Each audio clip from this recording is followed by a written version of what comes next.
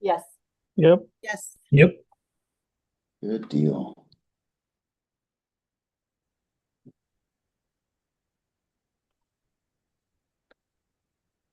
Okay.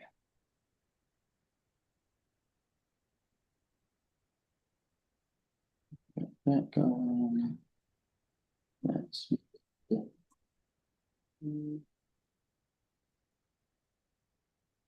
We are recording. We are live. Wonderful. Well, it is 10:31. We will call this meeting to order. The Cape Fear Rural Technical Coordinating Committee. Please forgive me. I don't have an April Fool's joke up my sleeve to kick things off, so we'll see if I come up with one later.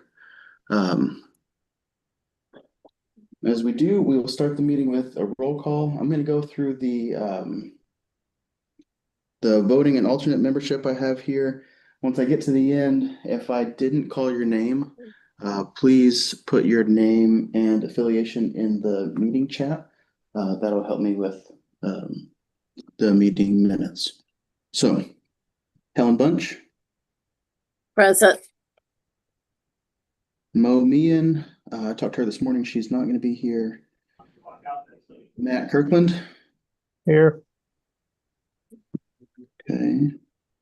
Nicole Morgan. No. Jeff Rep. Kelsey Hammond. Bridget Spann. Robert Lewis. Here.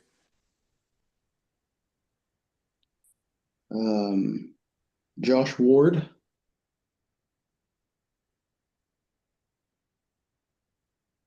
Virginia Norris.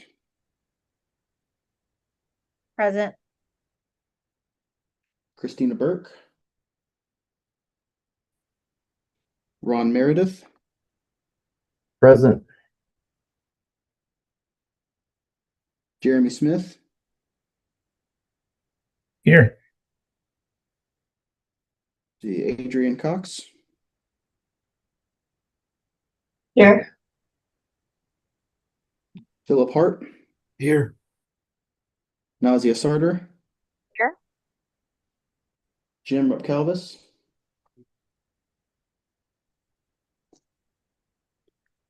Greer Templar. Abby Lorenzo. Elizabeth Tucker. Here. See, Yvonne Hatcher, she also could not attend today. Joy Jacobs. Here. Kathy Guidry. Stephanie Ayers. Here. Sam Boswell is here. And Daniel Adams. Oh, okay. Well, good deal. We're good to go. And again, if I didn't get to you, or if I didn't call your name, I'd ask that you put your name in the chat. That'll help me out. And for clarification, a couple of you, I called our alternates, right? So Jeremy, for example, is an alternate filling in since Christina is not available today. Okay. First item on the agenda is the approval of the agenda. And so this is the agenda as it was presented in the packet. Does anybody have any modifications? If not, accept a motion to approve this. Stephanie Ayers motion. Okay, motion by second by Helen. Any other discussion? Hearing none, quickly roll call. Helen Bunch, Yes. Matt Kirkland, Yes. Robert Lewis, Yes. Virginia Norris, Yes. Ron Meredith, Yes. Jeremy Smith, Yes. Adrian Cox, Yes. Philip Hart, Yes. Nazia Sarter, Yes. Elizabeth Tucker, Yes. Joy Jacobs, Yes. Stephanie Ayers, Yes. and Sam Boswell, yes. Okay. Do a quick check, make sure I'm not missing anybody that would be voting otherwise. Cool, we appear good to go. Moving on. All right, next is the approval of our previous meeting minutes. So our last meeting was February the 4th. I hope you've had a chance to take a look at those. If you need another minute, that's totally fine. Be happy to answer any questions if there are any. But if not, when the group is ready, I'd entertain a motion to approve these minutes. Motion to approve from Elizabeth. Thank you, Elizabeth. We have a second. I'll second Virginia. Thank you, Virginia. Okay, any other comments or questions? It's been motioned and seconded. I will quickly roll call. Helen Bunch.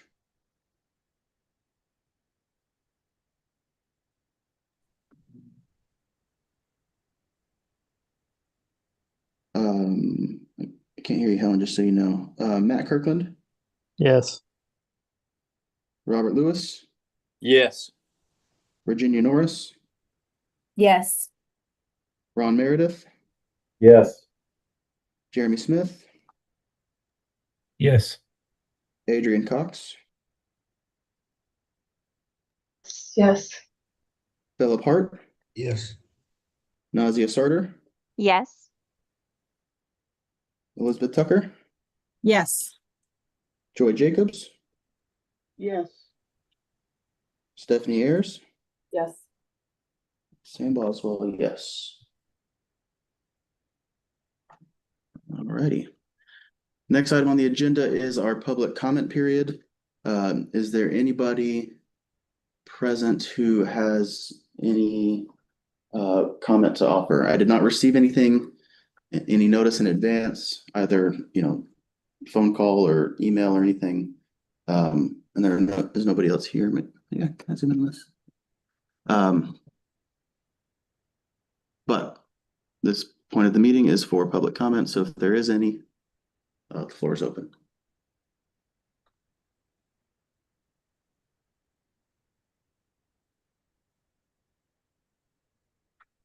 Quickly check the chat. Nope, those are all just names. Okay. Well, seeing none and hearing none, we will move right along. Okay.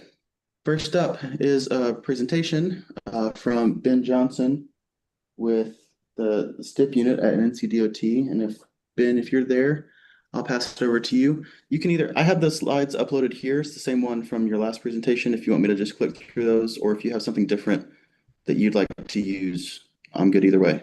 I'll attempt to share my screen just so I can control them, if that's okay. That's totally fine. Yeah, here, let me stop sharing on my end. Okay, and give me 1 second. Zoom is not my platform of choice, so it takes me a second to share. Let's see. How does that look? Looks good to me. Can everybody else see it? Yes. Good deal. Perfect. I love it when technology works.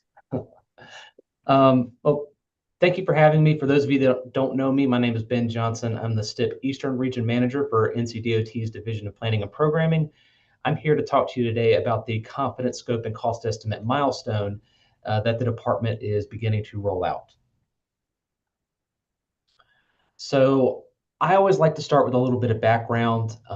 It comes to no surprise to many of you that the department and the transportation industry as a whole has experienced some challenges with cost over the past few years. For NCDOT in particular, this mainly stems from low initial cost estimates when projects first get programmed in the STIP. When projects are first submitted to the spot office, they're often conceptual in nature, and we don't really know what the ultimate design is going to be. And so as those projects get picked up and programmed, they have a lower initial cost. And then as they get developed over the course of their lifespan, those costs tend to increase as we further develop the project.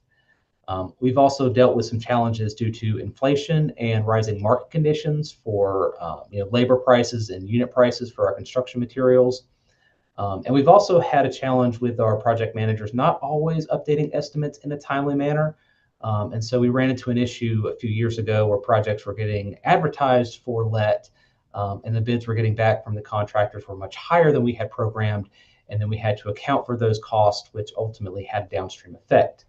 The STIP is a zero-sum game, so any funding that we have to add to projects has to come from somewhere else. And this oftentimes leads to delays due to funding availability or cancellation of projects, depending on how bad our situation is. Over the past few prioritization cycles, it hasn't been great. We had to cancel P6 because we had no funding availability, and P7 was a little bit better, but we were only able to add projects in 4 of our 22 STI categories, which is obviously not where we want to be. So the department has taken some steps to try and get our cost under control. These are things like requiring express designs before projects are programmed in the STIP. This is aiming to get our initial estimates as accurate as they possibly can be at that point in the project development process. We now require our estimates to be updated on a regular schedule. So at a minimum of every 2 years, we have to have an updated estimate for our project. We also have certain milestones in our project development process where we have to have updated estimates just to make sure that everything is accurately reflected in the STIP and we can accurately account for our costs. We changed our methodology for how we calculate our construction estimates, so it now uses the latest bid average data, so it more accurately reflects our real-world market conditions. And we've done a few other things here and there to help that I'm not going to waste your time on. But the confidence scope and cost estimate milestone that I'm presenting on today is basically a continuation of these efforts. So what is the confidence scope and cost estimate milestone? Really, it's broken down into 2 parts. So you have the confidence scope, which is the point in time in the project development process when the project manager and division engineer agree that the project scope is solidified and shouldn't change substantially moving forward. Once we have that scope agreed upon, a cost estimate is then generated based off of that scope. And when we have both of those items in place, that's when we consider this confidence scope and cost estimate milestone to have been met. 2 things I want to point out here. This is only for projects selected through prioritization. So if you have any locally selected projects or any alternate criteria projects like safety or bridge projects, this is not going to apply to those. This is only for projects selected through prioritization. And the second thing is, I mentioned that this is only when the project manager and the division engineer agree on the project scope. That is how we initially set it up, but we encourage our MPO and RPO partners to be a part of this process if they choose to do so. And so if you want to be a part of that process moving forward and be involved in those conversations as to what that ultimate scope is going to be, we certainly encourage that. And we just ask that you reach out and let us know so we can include you in those meetings moving forward.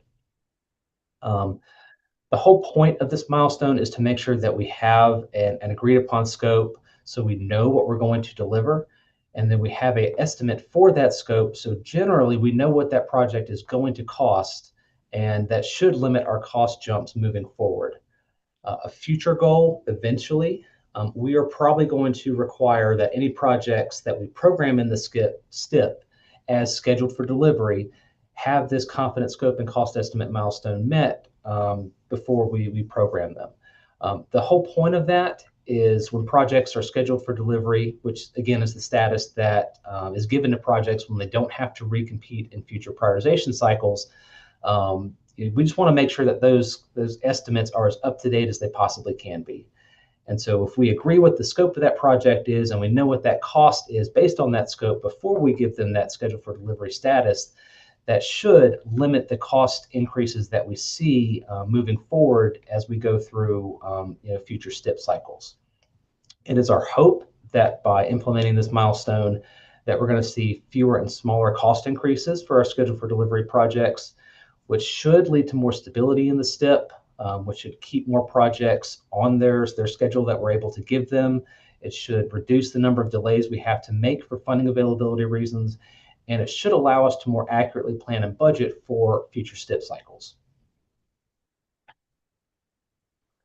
So every project is different, and there's not going to be a set point in time necessarily when we're going to document this confidence scope and cost estimate. We've sort of lumped them into three basic categories. For your very basic projects, like your turn lane or signal installation projects, we could simply base that CSCE milestone on an express design. There's not a lot that goes into those projects, so an express design probably covers everything that we need it to be able to meet that confidence scope and cost estimate. For more complex projects like your widening or single alternative, we would probably base that confidence scope and cost estimate on that design recommendation plan set, or what we like to call 25% plans. This is roughly the time when you have your line and grade set, and you have some basic roadway plans in place, but before they get to the drainage set. We anticipate the majority of the projects will fit in this category, and we're going to hold any locally administered projects that are selected through prioritization to this point in the project development process, just for consistency across the entire state. And finally, for your larger projects that have multiple alternatives or a lot of public involvement, we may hold off on that confidence scope and cost estimate milestone until we actually select an alternative, so we know what we're going to design.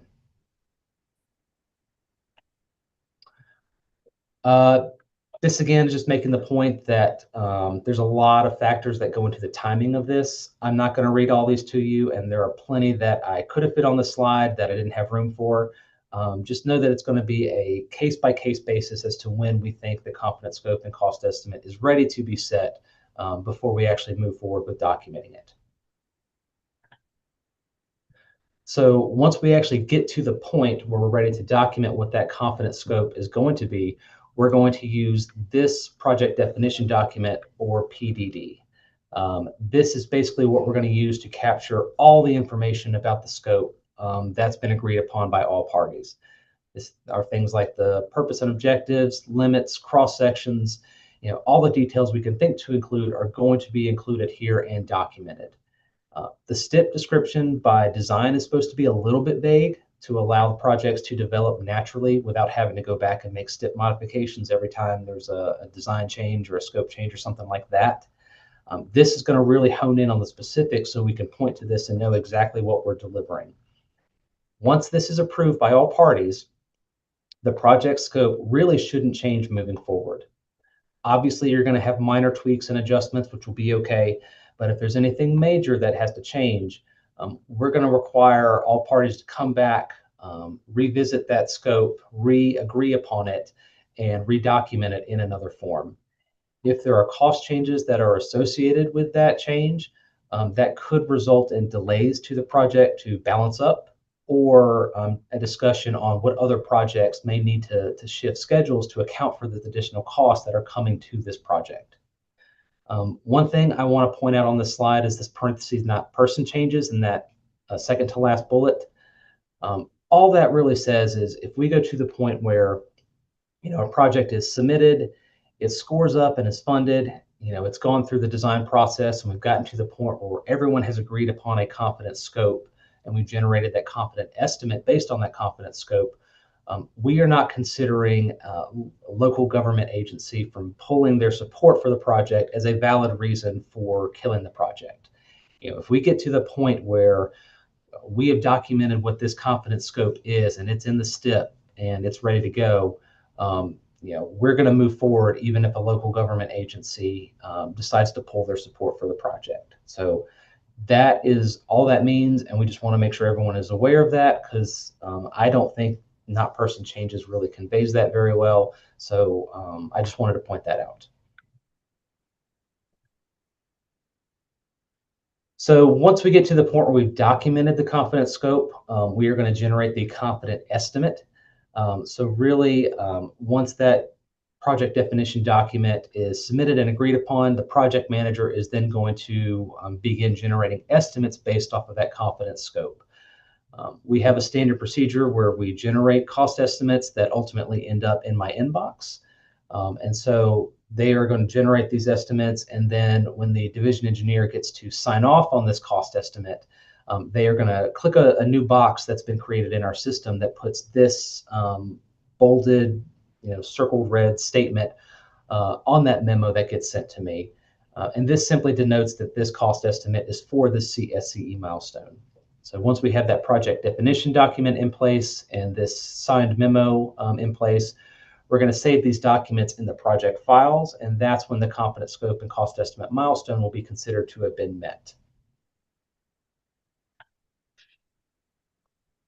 So where we stand today, obviously we want to make sure all of our schedule for delivery projects are actually moving forward.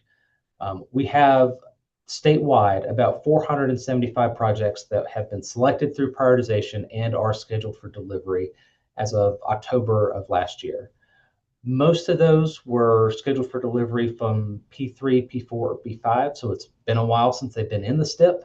And we did a preliminary look, and about 275 of those projects have already achieved their confidence scope. So we're not worried about those. But that leaves about 200 where we weren't sure based on an initial pass if they had met their confidence scope or not. And so NCDOT is currently reviewing all of those projects and going on a little bit more in-depth dive to see if they've actually met their confidence scope, or if not, get those to the point where they have met that confidence scope. We are making everyone aware of this expectation at the bottom of the slide. By September 30th, 2027, all projects that are scheduled for delivery, including all modes, should have achieved their confidence scope and cost estimate milestone, or we may force them to go through reevaluation in P9. There may be a few exceptions based on project-specific circumstances, but we want to make sure all of our schedule for delivery projects are moving forward. So there's about 18 months now where we expect all projects that have not met their confidence scope and cost estimate milestone to get to that point, just to make sure that they're moving forward. So as far as next steps, NCDOT is informing MPOs, RPOs, and all local governments of this new expectation. The NCDOT is looking at projects that are NCDOT managed, but for locally administered projects that were selected through prioritization, those local government agencies are going to have to be the ones to make sure that those projects get to this confidence scope and cost estimate milestone point by September 30th, 2027. Letters are being sent out to all local government agencies that have locally administered projects that are subject to this. So be on the lookout for those letters. I think some have already gone out, but I'm not sure if all of them have. So they should be sent shortly. But really, we just want to make sure that all of these projects are advancing. So we're trying to get the word out now, make sure that everyone has plenty of time to make sure these projects get to this point so we can make sure they're moving forward. Like I said, we want to make sure that all of these are advancing, and we're going to provide updates based on this CSCE status just to make sure that we make sure all of these are moving forward and all of them meet this new milestone by that deadline. And so that's all I have for you today. I know it's a lot of information. I'll be happy to take any questions that you have now, or if you want to sit on it and marinate it a little bit, I'll be happy to take questions later. You can reach out to me directly, or you can contact Sam and he can reach out to me at any point, and I'll be happy to answer when I can.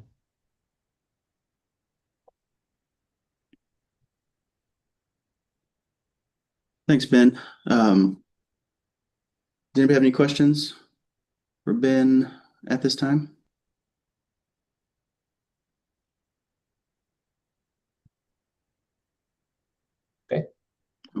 Okay. All right. Well, Ben, we appreciate it. And obviously, this will kind of be we'll keep learning as we go through this. And so anybody on this call, if, you're a part of this in any way and, you have questions, whenever those pop up, feel free to, reach out to Ben, reach out to me, and I'll reach out to Ben or whatever we need to do to keep everybody on the same page. Okay. Good deal. Thanks, Ben. All right, let me quickly Let's see. Oh, that's not what I needed.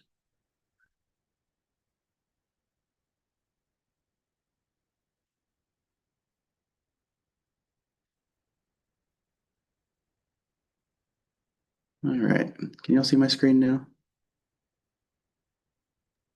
Yes. Deal. I feel like it's become obligatory to, when you share your screen, you have to say that you're doing it and then you have to ask about it. Okay. So the next item on our agenda, kind of our main business items for the day. The first is kind of the review of the RPO's Planning Work Program, or PWP. This is an annually occurring thing that we do. The PWP is essentially the RPO's budget. What I have shown on the screen here is kind of a snippet from the allocation letter. So the way this works is usually in November, the RPO will get a letter from DOT, specifically from TPD, the Transportation Planning Division, kind of confirming our allocation for the upcoming fiscal year. All right, so that's what you see. The RPO's budget is $153,000. You see the breakdown there of the amount that is reimbursable versus the 5% local match. And so then in the spring, we prepare a draft PWP that just outlines our various work items.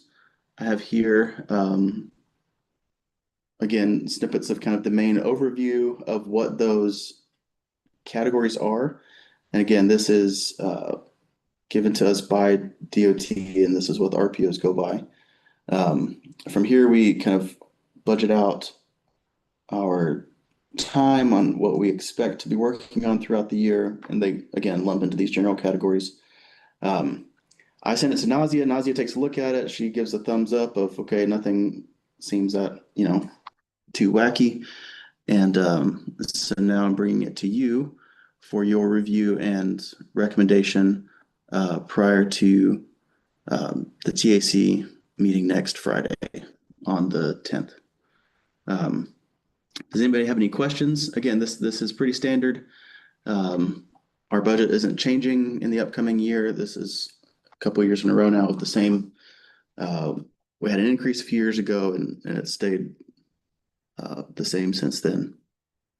But I'd be happy to answer any questions, or I would entertain a motion to recommend approval of this for the TAC. I make a recommendation. That's Elizabeth. Thank you, Elizabeth. We have a motion. Can I get a second for that? This is Kathy Gidry. I'll second. Thank you, Kathy. Okay, let's go on twice. Any other questions? Any other discussion on this? Hearing none, I will roll call the votes. Helen Bunch.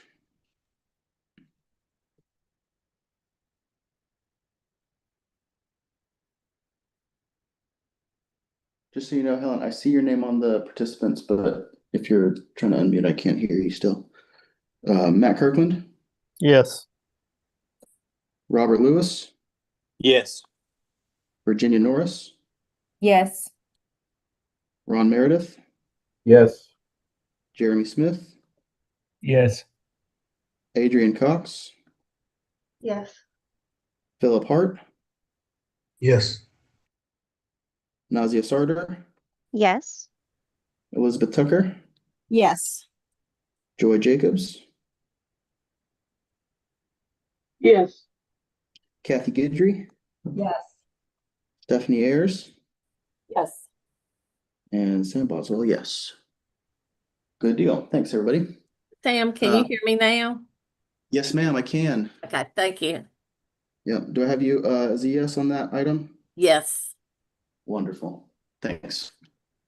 Okay, next, even more fun. So what we're going to go through now is our methodology for assigning local input points. Okay, so we're getting back into the next phase of prioritization.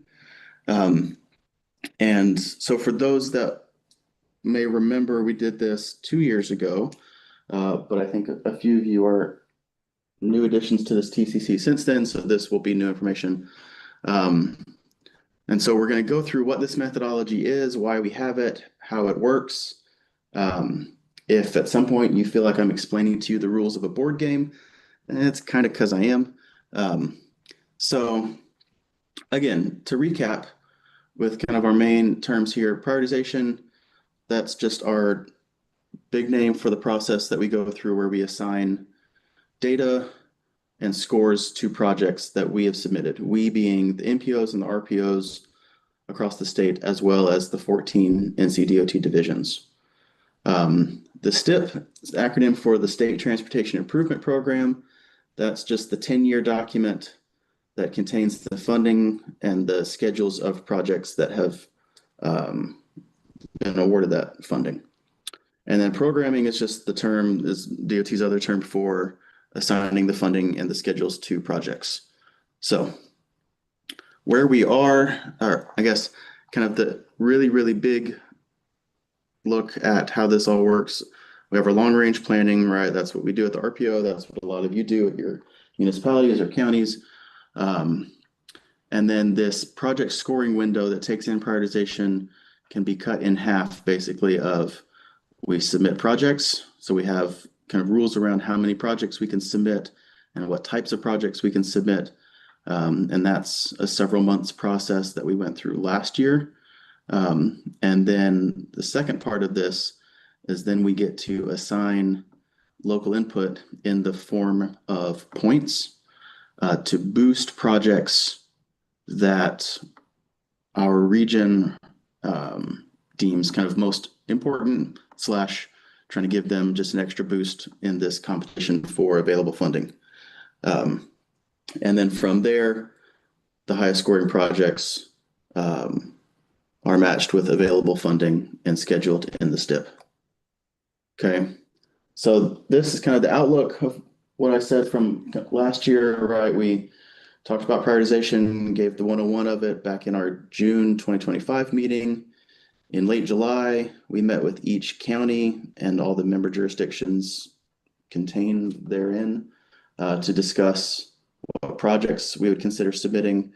That included projects that we've submitted previously, as well as, from kind of our historical priority list, is there anything new that's popped up that we need to kind of bump up the list? In our August TCC and TAC meetings, we looked at kind of the culmination of those county meetings and what project lists we had from there. Because again, we have a cap on how many projects we can submit, so we have to kind of refine that list a bit more. And then in September, this group, as well as the TAC, approved our final submittal lists for the prioritization 8.0 cycle. And I got those all submitted to the spot office, which is the prioritization office, by the end of September. And then as far as local participation, there's been kind of a lull waiting for the project scores to come out, hopefully by the end of May, maybe early June. And kind of reviewing all the data, going through several rounds of data review to make sure that, we eliminate as many errors as possible and catch those. So as far as where local input points weigh in the process, you may recall from our prioritization 101 trainings that the funding for the STIP through prioritization is carved up into 3 segments. 40% of the funds goes to a statewide category, and that is focused on major routes, think interstate routes, major US routes, and trying to tackle congestion and kind of major bottlenecks. And the scoring for those projects that are eligible for things like that. So for us, that would be, something on I-40, something on US 74, 76, US 17. The scores for those projects are 100% quantitative data. There's no local input points to be assigned there. If they're eligible for that funding tier, it's a straight up data score. Okay. The next category is this regional tier. And so that's going to start including things like NC 210, NC 211, kind of these major NC routes through the counties, segments of NC 87, for example. And what that is, having a little bit more of a local impact, and the split between the data score and local input is 70-30. Okay, and now instead of being on a statewide competition, this divides the state into 7 regions. And the funding split for those 7 regions is relative to population size. So anybody in Brunswick or Pender counties, you're going to be in a region competing with New Hanover County all the way up into Onslow County, Jacksonville area, and all that. Columbus County is in a separate region, which benefits us in that projects eligible for regional funding in Columbus County are not competing with projects in Brunswick and Pender counties. So that's a bit of a benefit for our membership. And then a similar trend for the final 30% in division needs. That becomes a 50-50 data and local input split, further dividing into the 14 NCDOT divisions. And that is an equal funding split across those 14. Different from the regional where it's based on population, division is an even split among the 14. And again, Columbus County being in a different DOT division, Division 6, than Brunswick and Pender in Division 3, which allows those projects of ours to not be competing for the same pots of funding. This is another way of looking at the same thing so that you can see the relative, the relationship, I should say, between the data score and the input. The local input is further split in half. The RPO has local input points to assign, as does the division. And so another way of thinking about this and explaining it is as the projects and the funding becomes more local in nature, right, shifting from that statewide all the way down to division, the weight of local input goes up. So as we're looking at smaller projects that impact, just us, whereas maybe on a larger corridor, there's larger statewide ramifications for that project. The more locally impact, the more the higher weight on the local input points. Okay. So now from here, each RPO, each division is allotted a specific kind of allocation of local input points. It's formula based for the planning organizations. It's a base of 1,000 points for all RPOs and MPOs, and then an additional 100 points per 50,000 population. The RPO population rounds to about 150,000 people, giving us that additional 300 points. So we have 1,300 points to play with, and that's at both tiers. So regional projects, we have 1,300 to play with, and division, another 1,300. No project can receive more than 100 points. So in other words, you're looking at a guarantee of at least 13 projects getting assigned points in both the regional category and the division category. Okay. So what we have to do then as a planning organization is decide how there needs to be some amount of methodology for how we assign our local input points. Okay. And what we have done for several rounds in a row now is we have a method of ranking all of our projects that are eligible for these points based off of a couple different criteria. Okay, the first criteria point is its quantitative score.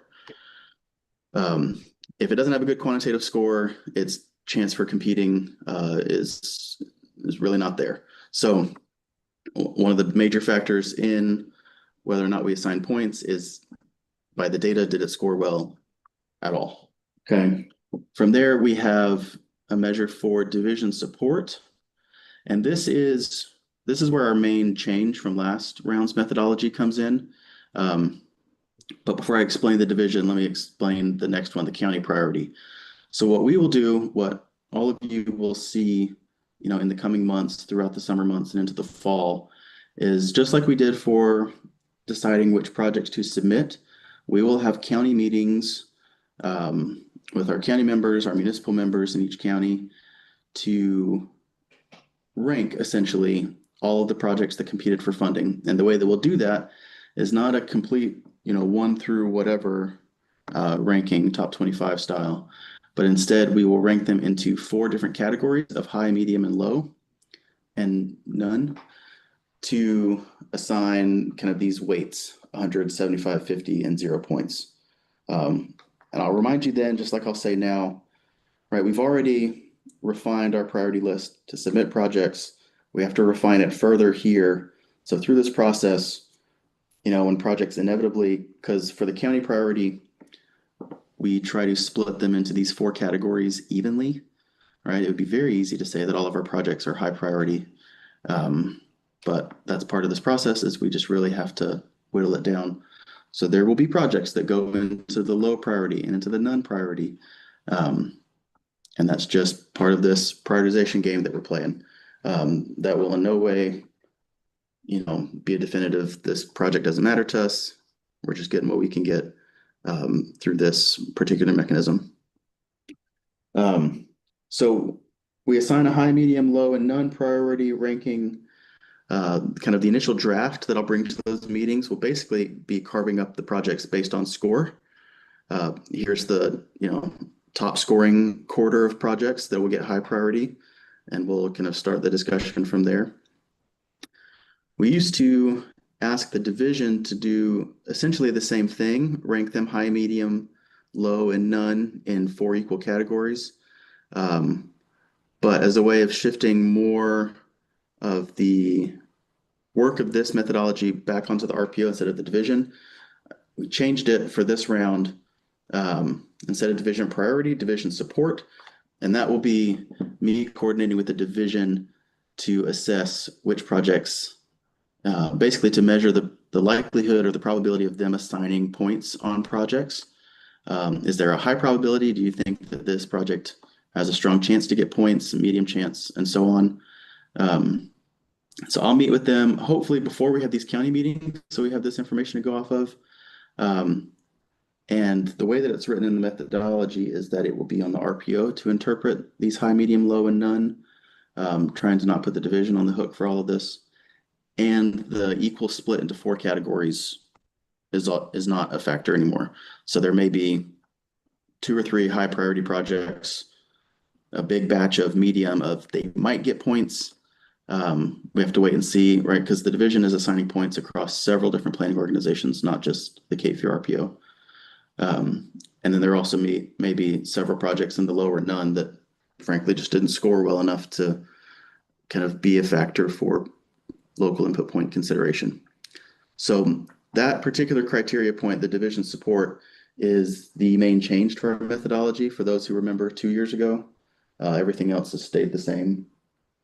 But so those are the 2 that require the most involvement and discussion. And then that 4th category of project development, that's simply, you can almost think of it as bonus points for projects that, have a feasibility study special to that project, have already received some amount of preliminary design, maybe a project that's been in the STIP before, either still is, or fits that category of projects that were in the STIP and then with funding issues had to be removed.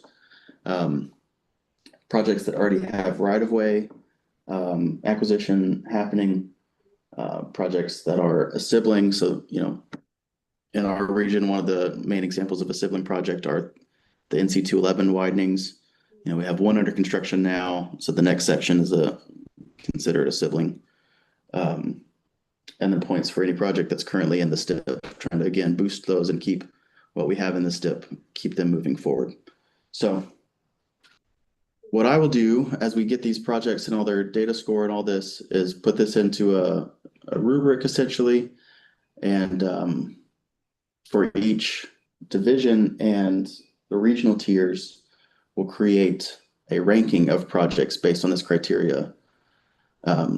And the way that we weight these 4 criteria, sorry, I keep saying the word over and over again. For the regional tier, which we'll do in the summer, half of this ranking will be weighted based on the P8 quantitative score. Okay, with 20% coming for both county priority and division support, and then 10% for the project development, kind of extra points. And then we change this weighting for the division tier, similar to how the weight of local input points goes up in the ultimate division rankings. We copy something similar with the way that we weight our criteria. Division support and county priority get a boost for projects competing for this local division tier of funding, and the weight of the P8 score goes down. Again, same trend, same moral of the story. For the bucket of funding that is more locally minded, the weight of local input and local priorities goes up. Okay. So from here, we'll have I'll give you a wonderfully multicolored rainbow spreadsheet outlining all of this. And we'll assign preliminary points based on those rankings. Okay. And the way that we do that, the top 2 scoring highway projects per county.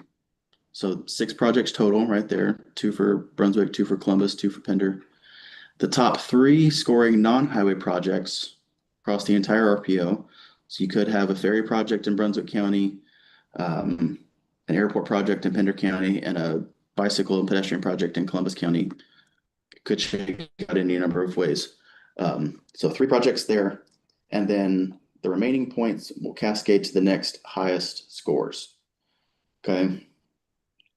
What we can do, and I don't have enough information to make any determination on this yet, is we can transfer up to 500 points from one category to the other. So from division to regional or vice versa. Instead of having an even 1,300 in both tiers, we could swing it so that we have 1,800 in one and only 800 in the other. And that would just be a kind of a strategic, we'll wait to see what the funding availability looks like later this year to determine if that is a strategy worth employing. And then otherwise, like with our project submittals, the final point assignments, those determinations will come before this group for review, and then will be sent along to the TAC for their approval. And another thing I should mention, right, with the 1,300 points, maximum of 100 points per project, so that guarantees at least 13 projects get 100 points, right? We can also only assign points up to the percentage that that project is in our planning organization. For example, and I don't have the percentages here in front of me, but we have a couple of projects that cross planning boundaries. We have several that cross planning boundaries with Wilmington MPO, so a couple with GSATs, at least one with the Lumber River RPO headed west of here. So for example, if a portion of the 211 project, maybe only 50% of that corridor is in the RPO, the other 50% is in GSATs. We can only put up to 50 points on it, which then frees up another 50 points, which is why I say at least 13 points or 13 projects will get local input points, but it could be more if we have high scoring projects that we only have fragments of in our RPO. Anyway, I apologize for diving too far into the weeds, such as prioritization. Looking at the schedule, so we have this methodology. In case your eyes have already glazed over, perhaps they glazed over 10 minutes ago, have gotten this methodology preliminarily approved by NCDOT. They've taken a look at it. Nothing, no red flags, nothing to require any immediate change. But we do need a final approval by the TAC and then a final approval by DOT the beginning of May. Hoping to have quantitative scores released by the end of May. That could always be a little bit delayed, so don't be surprised if that's not till early June. But ideally, we'll have those scores and ready to look at the regional impact to local input points through the summer months. And then the division needs local input points into the fall. And then with the draft, the next version of the STIP being in draft form by the beginning of next year. So I'm sure if we took a test, you've all got that down. But lucky for you, we won't have to. And the next time we meet to go through this, I'll explain it all again. And it's all good. However, any questions right now? I know we walked through the full methodologies in the packet. If you need anything to read later today, but be happy to take any questions.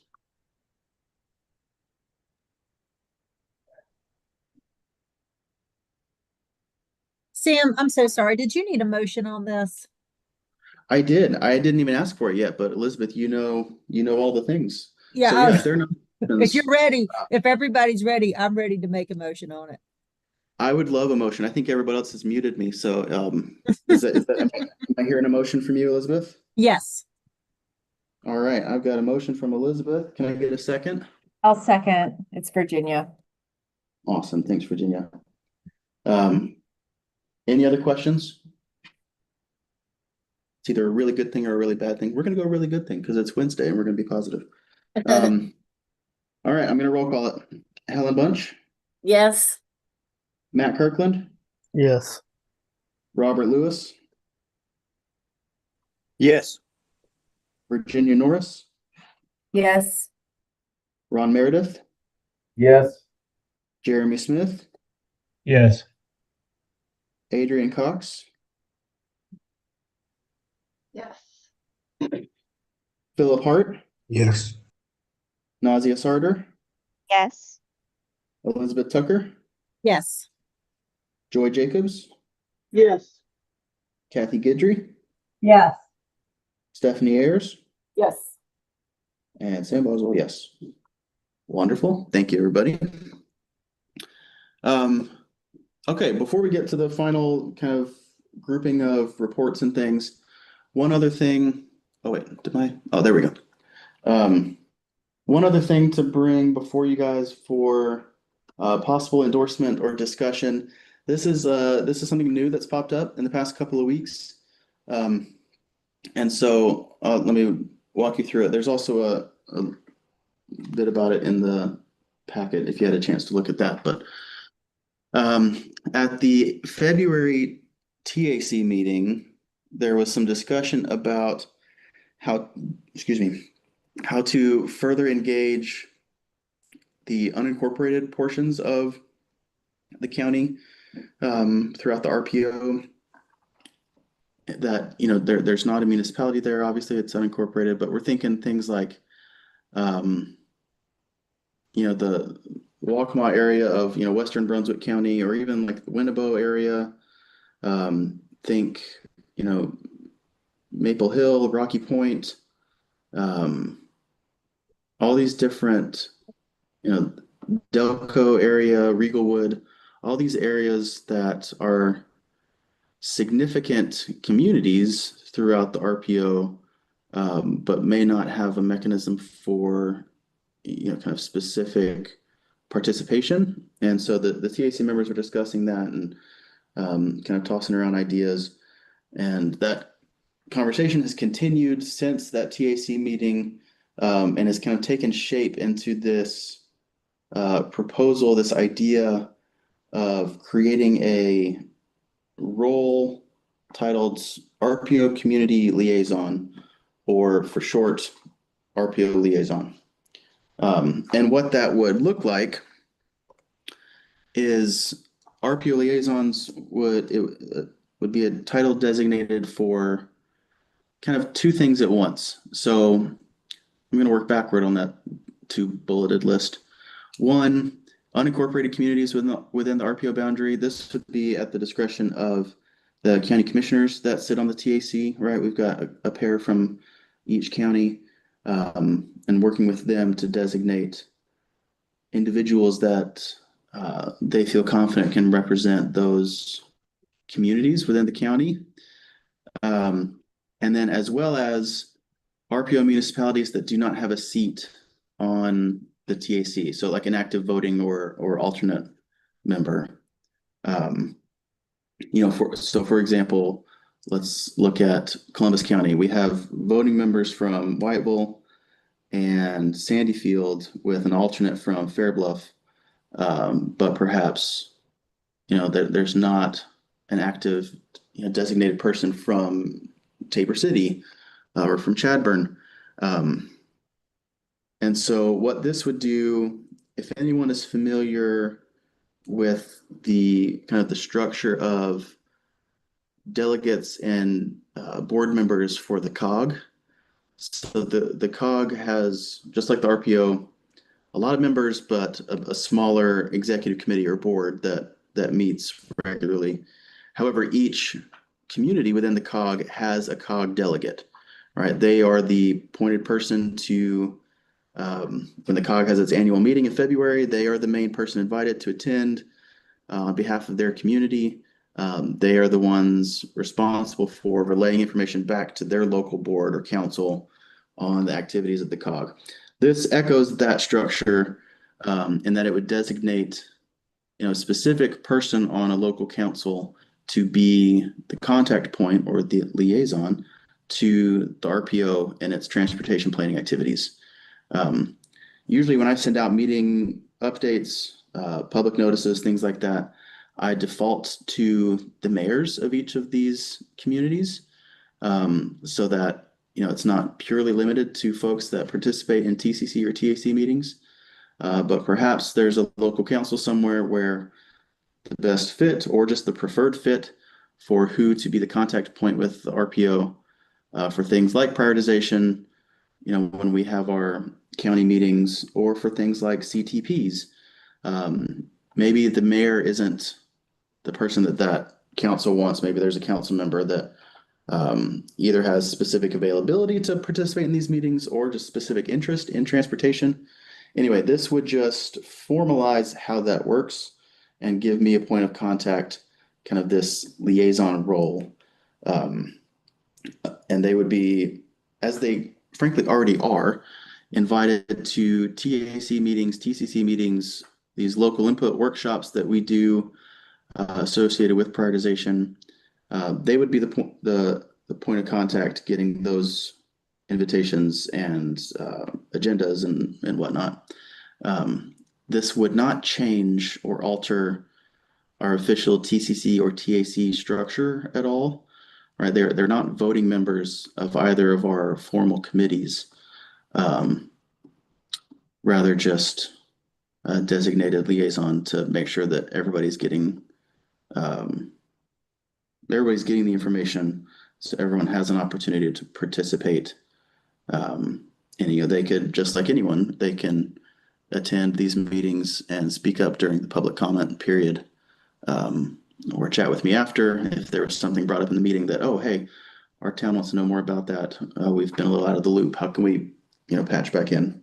So anyway, that's the idea that we're working with.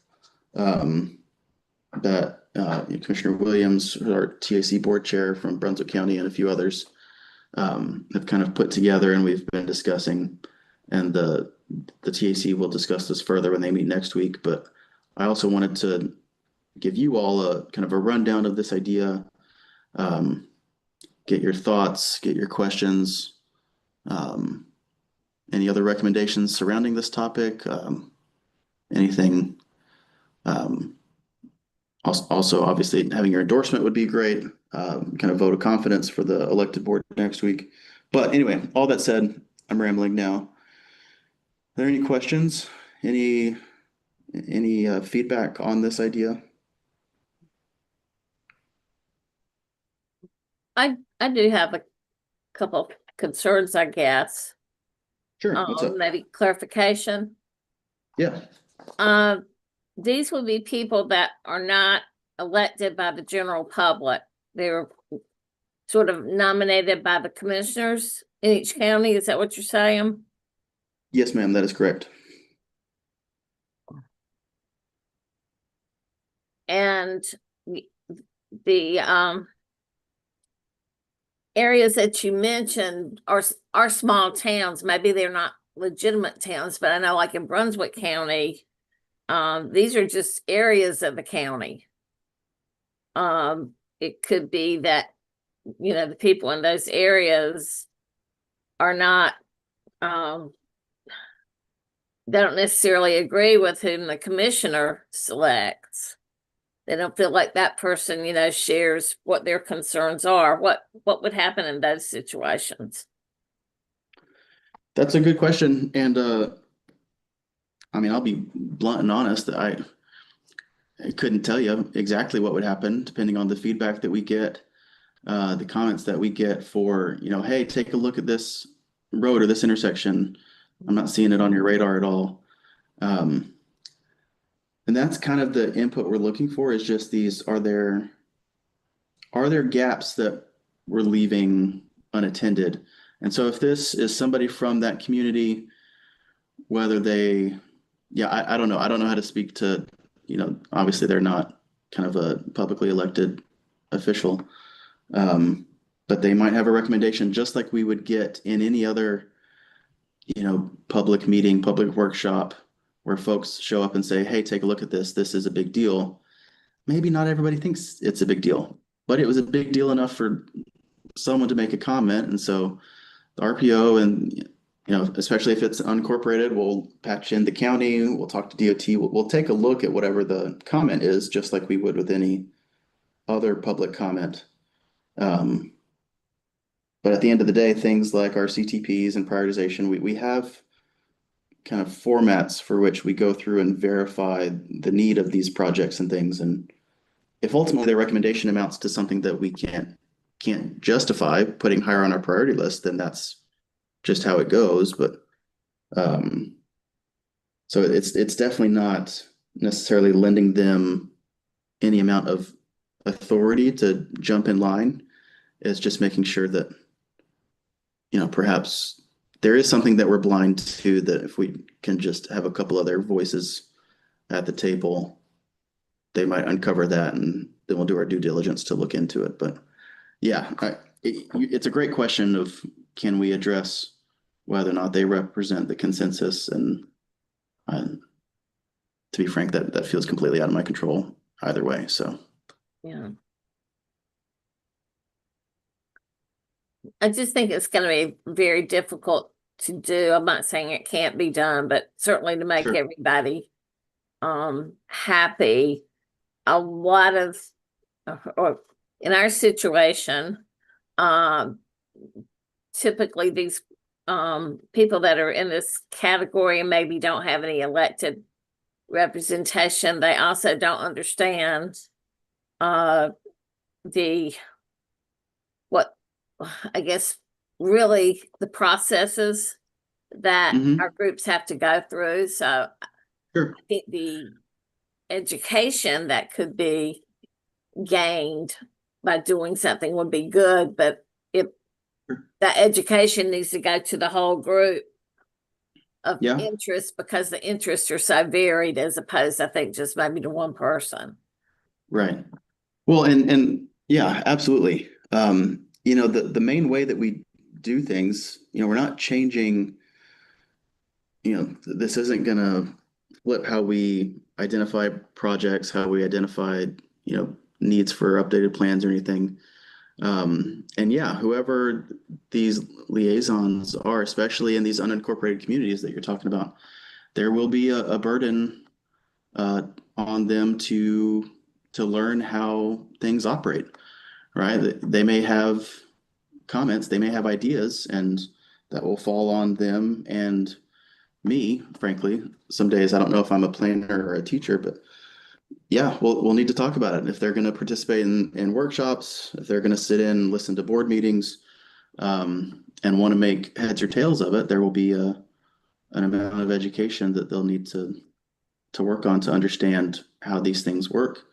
And yeah, we'll just have to go for, and if that leads to additional public engagement opportunities that I can do, or that we can work on, then cool, then that's great. We'll kind of further spread out our reach and making sure folks understand what we can and literally can't do. And then, if we can't make everybody happy, then I don't know. If you figure out how to do that, then please write a book and I'll buy it. Sam, this is Kathy Gidry. And I'm Hey, sorry Kathy. I missed some of the discussion. I have a lot going on over here in this office with some things, people going in and out. But in any You're case, totally fine. can you not recommend or have a template for an application that can be sent out? I don't know how it works in other counties, but I know that in Pender County, they ask for representatives from certain areas of the county. And there's an application, maybe there's a certain application process I don't think people are knocking down the doors to be on some of these committees. I'm not talking about this one, but maybe there's a way that you can streamline the application for counties or commissioners or towns or whoever. Yeah. Well, first of all, I'll have you know there's a group of 20 people outside this door that are just begging to be in here right now. So don't let my empty conference room fool you. But I think Kathy, I think that's a great idea. I'm making a note of that, and I'm going to bring that up with the TAC next week. Yeah, some sort of Is there a way that we could make an application? Especially for the unincorporated parts of the county, what we want to do is we want to broaden our reach, right? We want to make sure that the voices we're getting are from portions of the county that we don't have a voice yet, right? So we don't necessarily, I'm trying to think of pockets where they're kind of big, wide open spaces. For us, Maple Hill is they're very underserved area. Yeah, absolutely. For us, I know we're getting more traction for public transportation in Willard and Wausau, but we do have county commissioners that represent certain areas that could at least get the word out that we're looking for people in certain pockets. Right. Yeah. But yeah, because we're looking for, sorry, go ahead. I'm sorry, but that, and so they could probably reach out to their communities or however applications. Yeah. But the way our county works anyway, I can see it happening. Yeah, but I think your idea of an application, right? Because we want this, the goal of this is to, like I said, expand our reach, to be more inclusive, bringing in additional voices, to make sure that we are truly, our eyes are open to all the various needs of all the different communities across the RPO. And so yeah, so there's not really a super cut and dry way to do it. We can look at, from a visual perspective, looking across the counties, in terms of townships, or, trying to get even further into the weeds data wise, census designated places, looking communities that are substantial enough to merit a post office in that location, and kind of looking for these pockets where, okay, we've got our commissioners, we've got municipalities, but yeah, where are the Maple Hills of the world that have needs, have people that are aware of them, and make sure that we're at least considering those every time we submit these lists of projects, or there are grant opportunities for plans or other studies. So anyway, but yeah, I think, yeah, some sort of an application idea. At least to show, why, not why, but I'm saying why, but why are you interested in this? What is your interest in being on this committee? Just so you have some insight, and if they're interested in learning more as well as participating. Yeah. Yeah, that's good feedback. Thank you.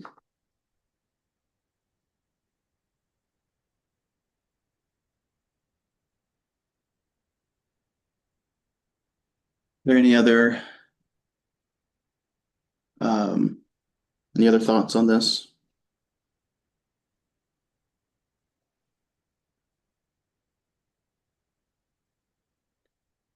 No. Is this kind of the idea in general? Is this something the group feels open to making an official endorsement for the TAC, or you want to leave it just as a discussion? What's the consensus here? This isn't our, all right, this is something a little different.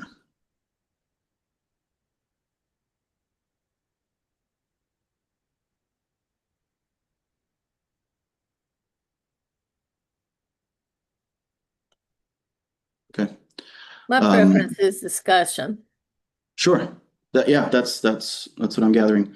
So yeah, we'll leave this as discussion. When I meet with the TAC next week, I'll let them know we talked about it. Give them this feedback we've gotten, and we'll see what they do from there. And at the very least, when we next meet, I'll have an update for you on what they've discussed and what they're looking at. So if in the meantime you have any thoughts on this, you've got my email, you've got my number, just give me a holler. But yeah, we'll keep on moving. But I appreciate y'all hearing this out, and we'll have more on this down the road. Okay, staff report is minimal. The STIP updates are in the packet for information purposes. If you have any questions, let me know. And then just again, another reminder to double check that you've got these meeting calendar invitations, that you received them.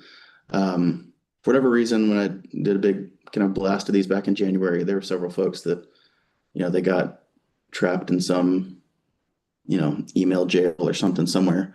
And so they didn't make it onto your calendar, and I don't want to surprise you when I send out a notice a week or two before the meeting. And so I got all those invitations and Zoom links already set up. So please check your calendar for the remaining TCC dates of the year. And if you don't have a meeting invitation from me, then let me know, and I'll send it to you. I'll forward it to you specifically so that hopefully it shows up better. But just want to be mindful of, you all have busy schedules, and so try to get dibs on your time as soon as I can. Further into the reports, Stephanie, do you have anything from the ports to share with us today? I do not. Awesome, thank you. I did not have anything from the ferries, and Kat's not on the line today. Adrian, or Eric, you're on the call as well. Any major updates to go through? I've got your project sheets uploaded into the slides if you want me to click through those. Thanks. I'll be providing the updates. Thank you, Sam. I appreciate it. It's Adrian with Division 3 with our update for Cape Fear RPO. If you'll continue, please. We have our projects in development. We do have a mistake on this. The second project is actually a WMPO project, but it's for a traffic signal, install a signal at Sloop Point. That's right at the border, basically, of kind of Cape Fear RPO and WMPO, so apologies for that mistake. But just want to bring to your attention the first project is a highway safety project with sinusoidal rumble strips. Sinusoidal refers to the fact that those rumble strips that will be installed will only have reverberation noise inside the vehicle, and so it's more residential friendly. The third project on the list is a new route in Brunswick County. That's because it's at the logistics park that's located at the Brunswick Columbus line. That is an economic development project where economic development funds were added to help with that project. And then the next two projects that will be let within this year are bridge projects in Pender County. You can go to the next projects in construction if you don't mind. So that's the list of all our projects in development. So these are our projects that are under construction. Two projects are basically closed out and won't be on this list next time.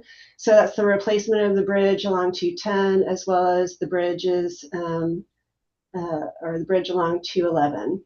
And then we have grading, drainage, and other improvements along 211, which is our large project, the 211 5021 project from Southport going towards 17. And that's over halfway completed. And you can go to the next slides for me, Sam. So these are showing where the projects are in relation with information. You can go next slide. So these are the 3 projects. You'll see these projects sheets to give you an idea of what we're talking about. And the next one. And that's your 5021 project. That's anticipated to be completed in end of 2027, 2028. But we're over halfway there. Then next page, please. So these are our maintenance resurfacing projects. So we're completing, I-40 is basically done. Maybe some thermoplasty, I think, is left on that. And then the next projects are, again, a lot of them are going to be coming off. This map, you can go ahead, that's fine. That's fine, you're good. This is from our NC DOT Go NC portal. A lot of our maps are available online if anyone ever has questions. This is an example of our highway maintenance improvement program. It's a 5-year capital improvement program. It comes out of a maintenance budget, so it's not part of the STIP, but it's added to the STIP or the TIP as we spend down funding as allocated by the Board of Transportation. So if you ever are curious if a certain road is scheduled to be resurfaced or is being resurfaced if something is happening in your area, you can always check this map. It's available on NCDOT Go, exclamation point NC. And I think that's it. Is there one more? Sam? Yeah. So this is something that we're trying to show all our POs or share with everybody, our resource features. So this is our map. This is Drive NC. So when there are traffic, you can see these different icons along the map where you have exclamation points or obviously construction. So it's another opportunity for people to see what is happening in their area. I wanted to bring this to everyone's attention because it does show rest areas. There are cameras, so you can toggle. So if you look to the left in the map filters, you can look at cameras, and there are cameras mostly in the Wilmington region, but you can take a look at those and see what's going on the Cape Fear Bridge, for example, or different areas where you can look at what might be happening as far as traffic or congestion or maybe an accident.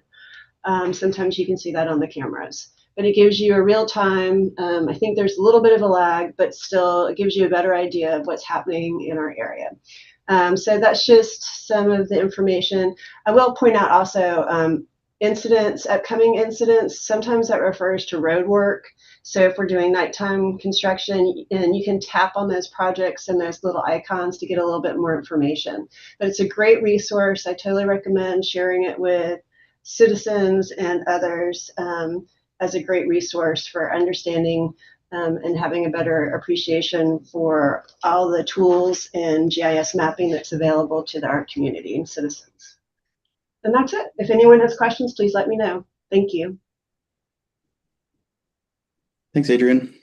I totally co-signed the Drive NC portal. It has come in handy several times.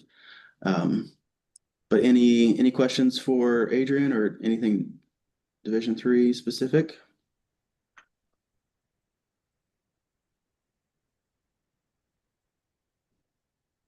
Okay, moving right along then. Next are Division 6 updates. Philip, I got the same thing. I've got your project sheets up into the slides if you want me to click through them for you. Yes, sir. All right. This is just kind of a map illustrating the RPO area. We're just one county in that RPO boundary, which is our Columbus County District 3 of Division 6. Next slide. So just providing the overall title sheet of our some of our bigger type projects. This is along our NC 87 corridor at the NC 11 intersection. It was at grade. We are going to construct the interchange there and kind of going beyond that intersection, kind of touching base on some of those side streets that are nearby. So we've got some what we call RCIs, reduced conflict intersections at Andrews, Woodward, and Narrow Gap Road. That's where we are limiting those left turns out of those intersections out onto the main corridor. So it will basically be left in and right out and right in. So, but we're working to finalize the structure, the final structure by April. We'll look to complete those traffic shifts April, May timeframe, and then the curb and gutter operations will continue through April. We're at 71% complete there, and the revised completion date based on some of the work and weather conditions is February of 27. Next slide. This is our HI 0018 or highway maintenance, highway interstate maintenance program. We're doing some pavement rehab, bridge rehab, and some drainage work. It's about a little over 17 and a half miles throughout the corridor in Columbus County. We're roughly 68% complete there. We're likely to finish that before our estimated completion of summer of 27. The rehab, the waterproofing of the bridges have been complete. Some pile jacking is about halfway complete there, and we'll be looking to resume paving that route here in the spring. Next. This is another highway interstate maintenance. Even though it's a U.S. route, we'll kind of touch base on that later. But this is a future I-74. Most of this project is in Robeson County, and as of our last report, those shoulder widening operations have started in Robeson County.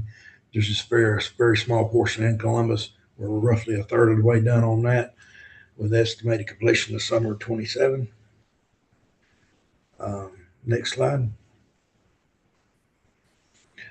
This is a bridge replacement that's just kind of starting off over close to the Brunswick County line. We've got a detour route kind of called out in the vicinity map, top left area, but this is a replacement over Nils Eddy Road. There were some utility issues they ran into at the start of this project, but some of that's been addressed. They've moved forward with the road closure, and they've started in-bed construction on the bridge. So again, we're just kind of kicking off with this one at 6%, and we've got estimated completion here late 26. Next slide. This one is a project that's combined with other projects in other counties. So our percentage doesn't necessarily reflect what's been completed here in Columbus County.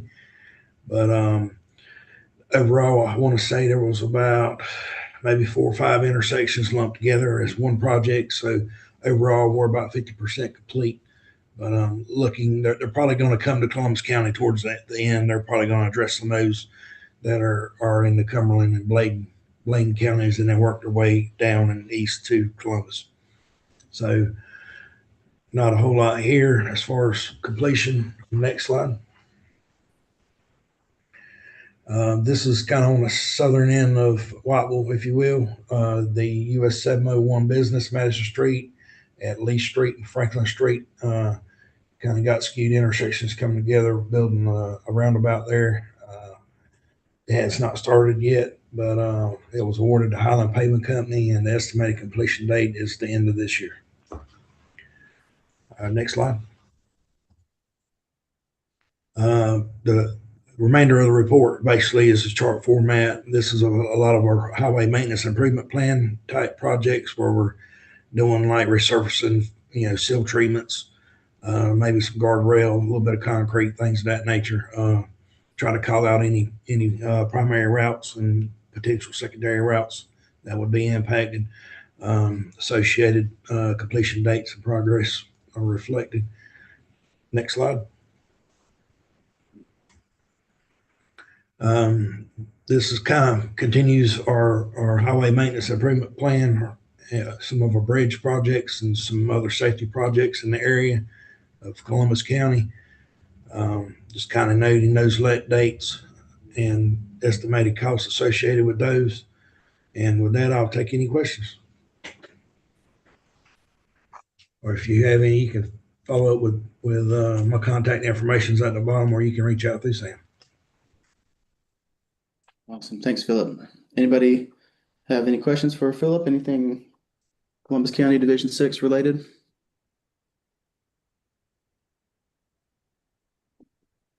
Okay, hearing none. We'll keep going. Thanks, Philip. Thank you. All right, Nazia, do you have any TPD updates for us today? Sure, just a few highlights from what's already in the packet. For Columbus County CTP, I let you guys know last time that the local adopting agencies and the NCDOT Board of Transportation has adopted the CTP, and the TPD engineers mailed out paper copies of the CTP to all adopting and endorsing agencies. So you should have received that if you were part of that steering committee. And the latest update is that the CTP has been fully closed out, which means that the appendix is ready for everybody, and it's we filed everything away appropriately as needed. For Pender County CTP, we have almost completed the appendix, which is a few hundred pages long.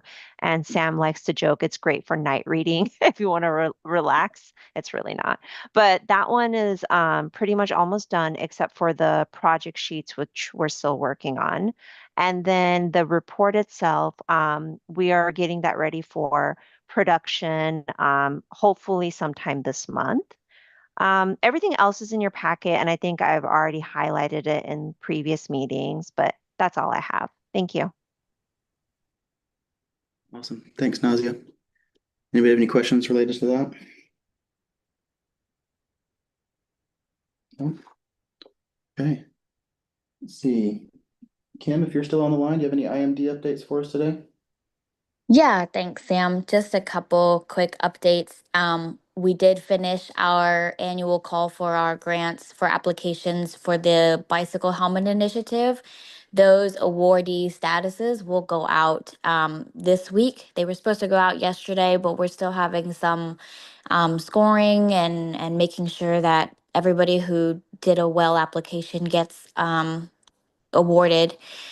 So those will come out hopefully this week. And then Sam has always been a champion for our multimodal planning grants. And so I just wanted to just remind everybody that the application for those grants is due April 13th at 5 p.m. And Sam has always been super helpful from the RPO side of things to put in a resolution for those grants, those applications. And they are pretty much the same format as last year. Sam, I did see your email. I just didn't get a chance to reply. But No they're worries. pretty much the same as last year. You will still need the RPO's resolution, but you can get those to me at a later date. Just as long as we get those applications in with the addition of the universities this year, the awarding process is a little bit more tighter than Yeah. usual. Yeah. So I would just be mindful of putting in a great application, and please feel free to email me or ask questions if you need pointers or any additional insight. And that's all. Awesome. Thanks, Kim. Mhm. Yeah, their multimodal planning grant opportunity is a great one that comes around each year. So if that's something your jurisdiction is interested in, a bicycle plan or a pedestrian plan or a combination, kind of something like that. We've had a lot of RPO communities that have either completed those, are in progress of those, or about to start those. in the past several years, and IMD has been a great kind of source of getting that rolling. And I know that we're working on some for this cycle, but down the road, anybody that's interested in that, please let me know, and we'll do everything we can to help you put something out there. I don't think anybody else from WMPO joined today, so we don't have any Wilmington MPO updates. Elizabeth, do you have any GSATs updates for us today? No, I think we're kind of in the same boat you are with the P8, the methodology and all that good stuff. So Yeah. we are finally wrapping up some DA projects, which is good. So just in Awesome. time for spot. Perfect timing. Okay, And well, that's appreciate about you. it. Yeah. Okay. All right. That's everything we've got. All our regularly scheduled programming. Any other questions, comments, gripes, complaints, jokes, mysteries? I know we're just a minute or two over a full meeting today. But okay. Going once, going thrice. Well, then we stand adjourned. The TCC will next meet on June the 3rd. I'll be in touch before then. As always, if you need anything, got any questions, just give me a holler. But thanks, everybody. Appreciate you being here. Thanks, so much. Sam. Thank you. Thank you.